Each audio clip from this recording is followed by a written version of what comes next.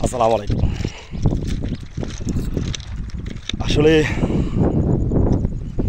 প্রায় সময় একটা কথা বলতাম, আমার পেছনে এই যে সাদা পাথরের যে রেল লাইন, এই দু চারটা বড় ধরনের কাজ হয়েছে বাংলাদেশে, তার মধ্যে এটা একটা। এইরকম রেল লাইন বাংলাদেশে মিনিমাম ধরেন 20 থেকে 30টা করতে পারত এই ইলিগাল গভর্নমেন্টের, যদি ইলিগাল এমপিগুলো দেশে না থাকতো। আসলে আমরা মুক্তি পেয়েছি দাসত্ব থেকে। আমি কিন্তু প্রায় এই ভিডিওগুলো করতাম যে দাসত্ব থেকে আমরা মুক্তি পেয়েছি, মুক্তি পেতে চাই। অবশেষে দাসত্ব থেকে আমরা মুক্তি হয়েছি। আর একটা কথা হলো যে আমার টাকা দিয়ে, আপনার টাকা দিয়ে কিন্তু এই রেল লাইন থেকে শুরু করে পদ্মা সেতু থেকে শুরু করে সব করা হয়েছে। এইটা কিন্তু শেখ হাসিনার বাবার টাকা দিয়ে করা হয় নাই। আমি এইভাবেই কিন্তু আর আগেও লাইভ করছি ভাই। এটা এমন না যে সরকারের পতনের দিকে আমি লাইভটা এইভাবে করতেছি, ঠিক আছে?